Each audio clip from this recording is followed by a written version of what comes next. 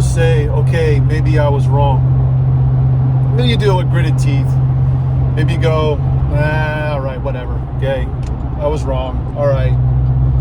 Well, so many of us, and I'm not going to talk smack, but I'm just going to say some real stuff here. So many people have made fun of the individuals who have watched the supposed state media.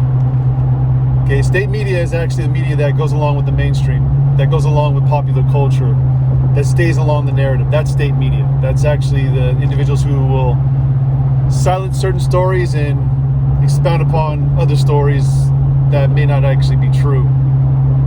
That's what state media actually is that sponsored by the government. Now, you may not have believed before that there actually was a shadow government working behind the scenes here in the United States. It actually is true. There's been two different things happening. First, you had an individual who wasn't supposed to be elected. Secondly, you have a set of individuals who were working against that individual who was elected to undermine his administration. That's actually happened. In that, there were individuals, these same individuals, the reason why they were so shocked about his election and why they were so upset. I want to be real with you about why they actually were upset with Trump supporters, even those who were in the closet about being Trump supporters. Which, by the way, just like as a side note, to think mathematically that every white person voted for Trump is ridiculous. That goes against the laws of science and mathematics. You got to understand, there's a whole lot of people. There might have been less people who were black back then who voted for him, but you got to understand, there were gay folks, Mexicans, there were Italians, there were women, a whole bunch of women that voted for that man, and they weren't all white. So just get out put that underneath your put it in your pipe and smoke it, because that's the truth.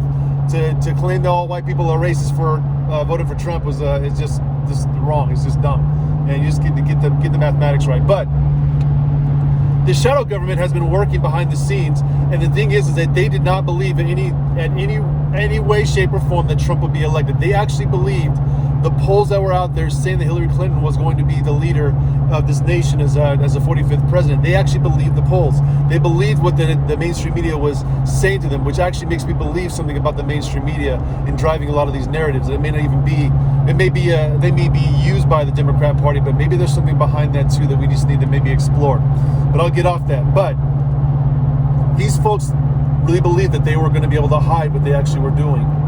They believed that they would be able to continue doing what they wanted to do behind the scenes, even up till now. They thought that this would be a perpetual power grab for them right through the Obama administration. Unfortunately for them, that didn't happen. And you have to understand, freaking out it's not even a right term for what actually happened to them on that day in November when Trump actually was elected. They went beyond freak out.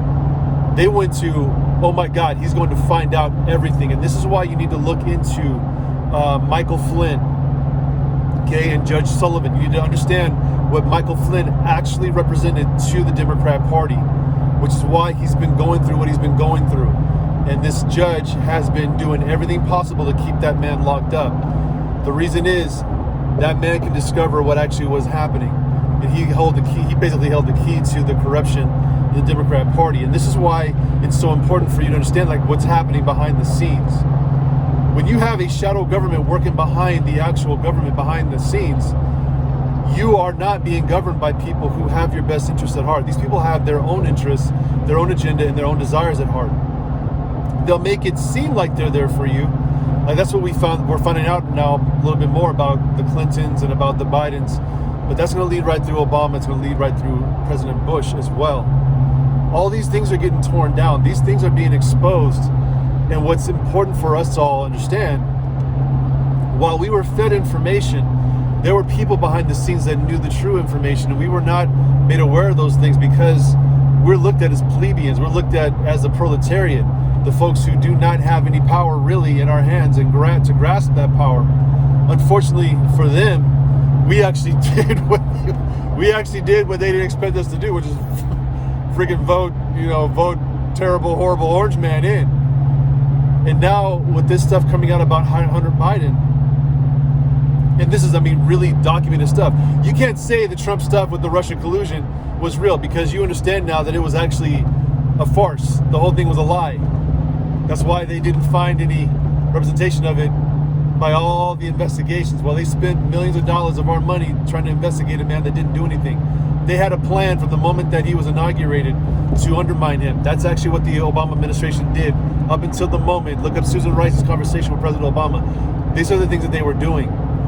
But this big tech thing is crazy. I'll get off that. I talked about that yesterday. But for you and I, we have to go in and we have to explore real media. We have to look through things that actually these people have been saying. So you may hate Sean Hannity's personality. You may hate the way Tucker Carlson laughs. You may hate, Laura Ingraham and her being blonde, whatever.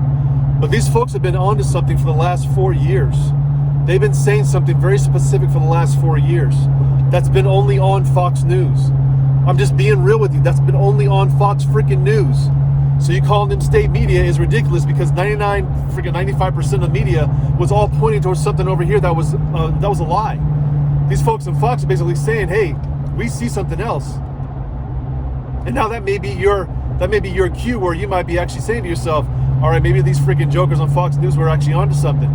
Maybe these alternative radio hosts, the ones that you think are so bad, terrible, misogynist, and all that crap, like a Rush Limbaugh, maybe these guys actually were saying something that actually was true, and now you have to eat crow." Well, the folks on this side who actually have been just kind of like wondering, maybe Jay Sekulow or Breitbart, maybe they have a crazy strong personalities, but maybe they actually have been saying something that I need to pay attention to.